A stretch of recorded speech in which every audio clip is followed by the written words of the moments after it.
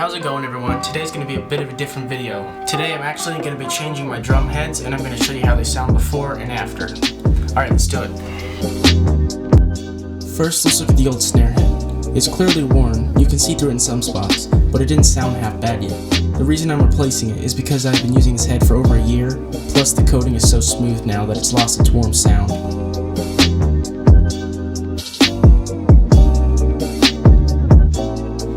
Now, I'll take off the old one. Some of these lugs are a little stiff, so I have to use a drum key instead of just my fingers. I like to put oil on the lugs when I retune them to prevent this.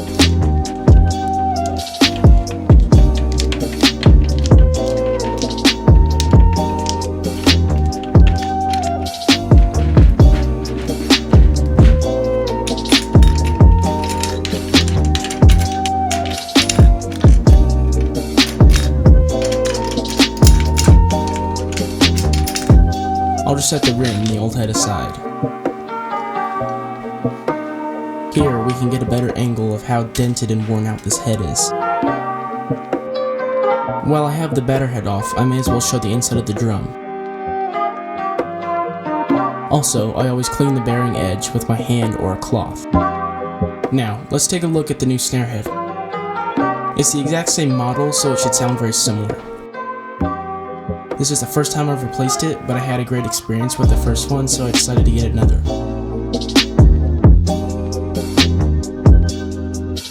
This is the Evans Genera HG dry snare head. Alright, let's seat the new head and begin threading the lugs.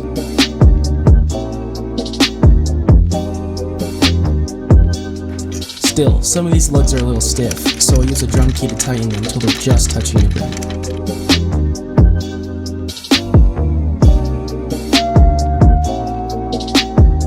So, when tuning my drums, I have recently been using a drum dial. It tells you the tension of the head near each lug, and even gives a handy little chart of recommended tensions based on the drum and type of head.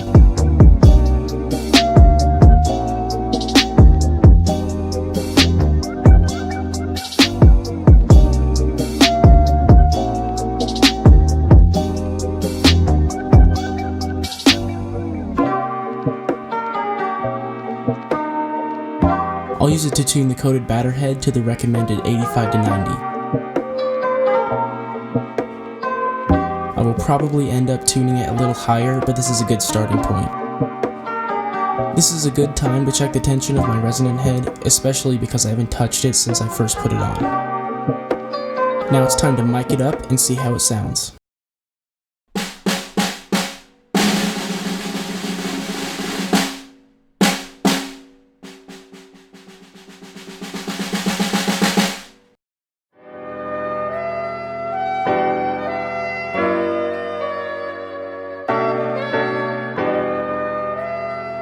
I will say it looks a lot better, and you can clearly see the holes around the edge that give the Genera dry head its unique sound.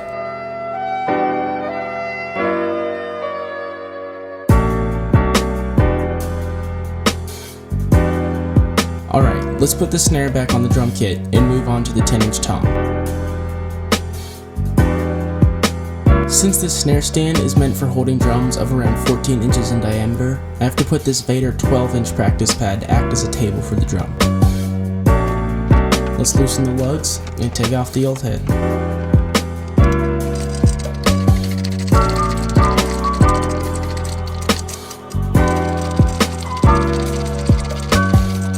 This head is not as damaged as the snare head, but could still be changed since the coating is worn off of this one also.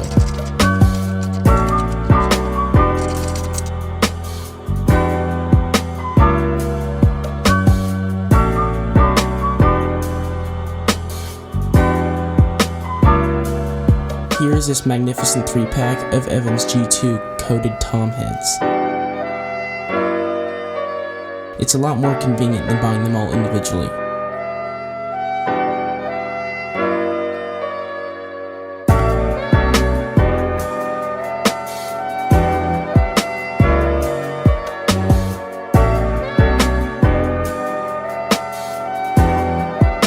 It even comes with this fancy little clip.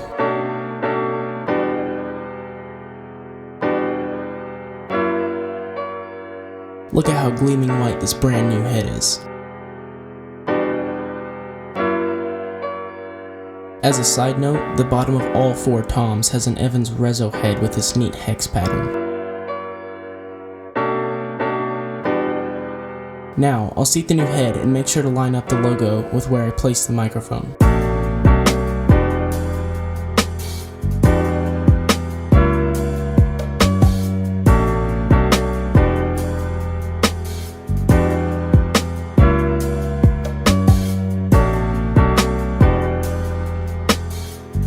These drums came with DW fine threaded lugs that are great for more exact tuning, but take a lot longer to hand tighten.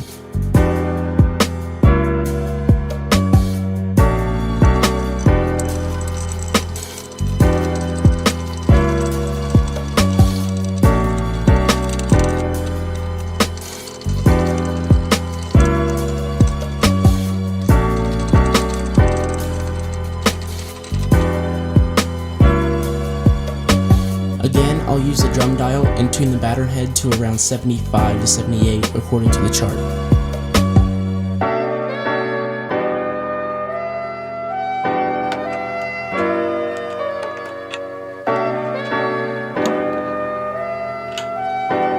Also, I'll tune the bottom head since it's around 72 tension. It's supposed to be around 78 or so.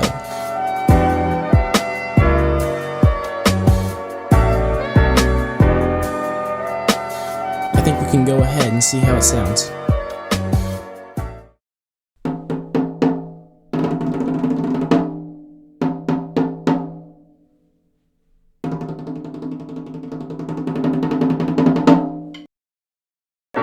Sounds good to me. Time to put it back, clip on the mic, and move on to the 12-inch tom.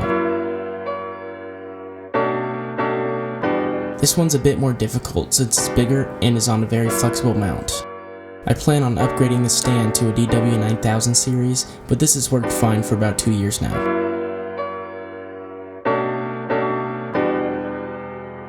I also have to use this practice pad on the tom since it's a little small for the stand.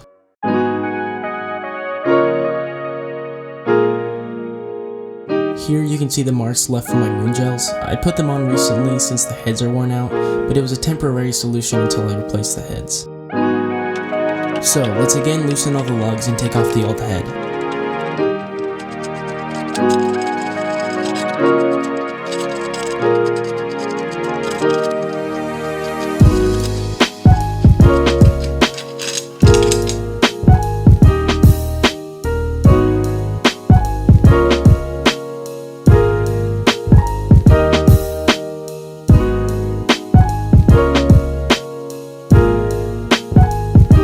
Set it aside with the other 2. Here is again the inside of my drum.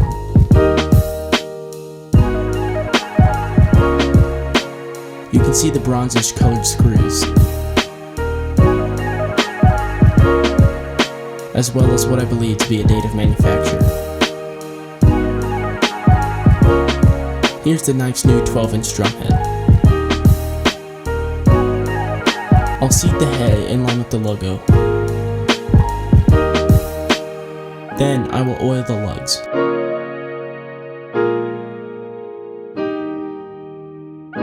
And put the rim back on.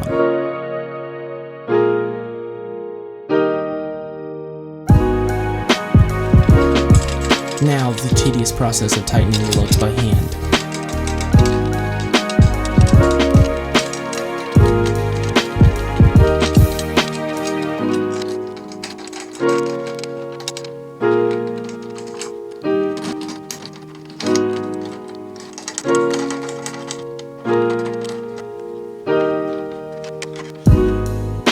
This time, the top head is also supposed to be tuned to around 75 to 78.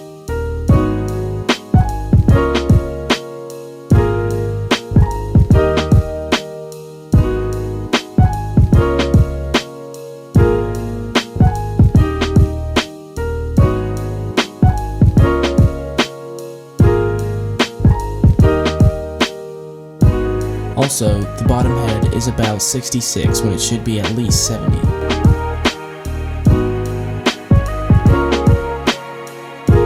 Let's scoot back a little and see what it sounds like.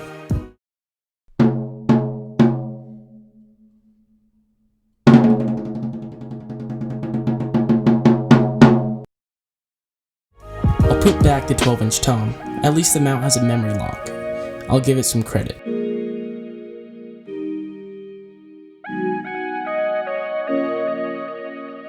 Now, with the new heads and the mic's clipped back on, these rack toms are better than ever.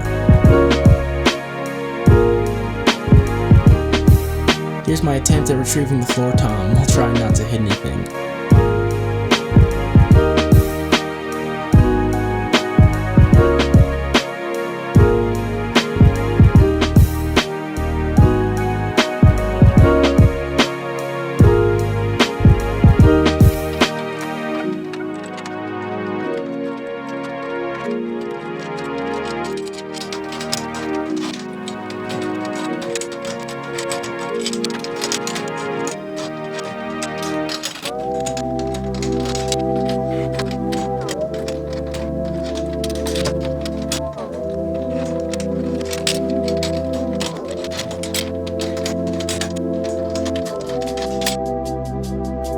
We can take off this worn out head that without the coating or any post-processing sounds like hitting paper.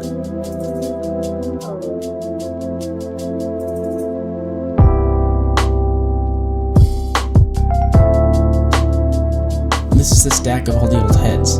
They have a visible buildup of wood chips and grime. This is the clean and gritty 16-inch tom head. It's got much more texture than the old one. So, let's get it seated and oil the lugs.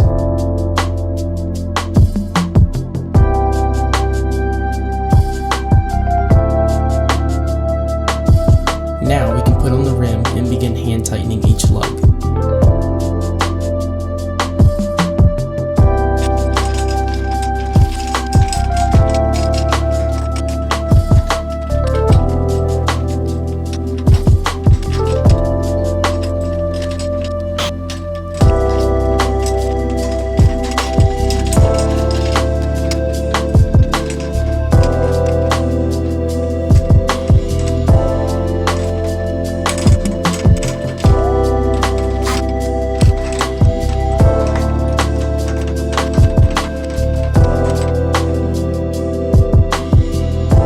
This 14 by 16-inch floor tom has a recommended batter head tension of anywhere between 78 and 83.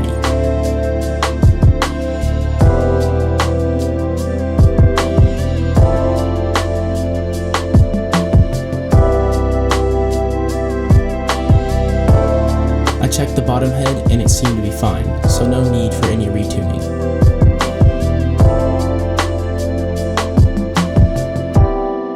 Now, let's mic it up and listen to how it sounds.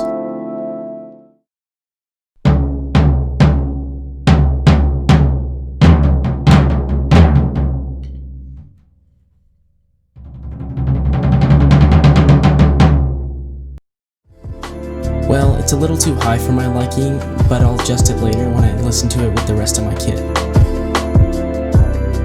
I'll put it back, replace the mic, and get ready to check the tunings.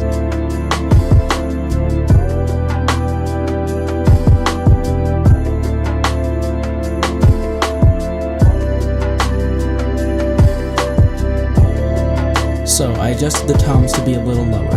They sound great without moon gels, and I also tightened the snare head a smidge to liven the surface. So now let's hear the comparison between the new and old heads.